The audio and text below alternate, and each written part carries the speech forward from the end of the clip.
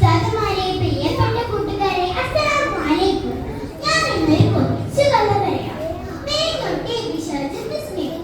ഒരിക്കൽ ഒരു ആരോഗ്യവാനായ പിശാച് മേരിക്കുട്ടിയെ പിശാച് കണ്ടപ്പോൾ ആരോഗ്യവാനായ പിശാച് മെലിഞ്ഞ പിശാചിനോട് ചോദിച്ചു, നീ എന്താണ് ഈ മെലിഞ്ഞിരിക്കാനുള്ള കാരണമെന്തേ? സഹോദരാ, ഞാൻ പങ്കുചേരുന്നയാൾ എല്ലാ നല്ല കാര്യങ്ങൾ ചെയ്യുമ്പോഴും വസ്ത്രം ധരിക്കുമ്പോഴും എല്ലാം വിസ്മി ചൊല്ലാറുണ്ടായിരുന്നു. അതുകൊണ്ട് എനിക്ക് അയാളിൽ നിന്നും ഒന്നും കിട്ടിയില്ല. സഹോദരാ, നിങ്ങളുടെ സ്ഥിതി എങ്ങനെയാണ്? എന്റെ സ്ഥിതി നേരെ തിരിച്ചാണ്. ഞാൻ പങ്കുചേർന്ന ഒരാൾക്ക് ഇതൊന്നും അറിയില്ലായിരുന്നു. അയാൾ വസ്ത്രം ധരിക്കുമ്പോഴും ഭക്ഷണത്തിലും എല്ലാം ഞാൻ പങ്കുചേർന്നു.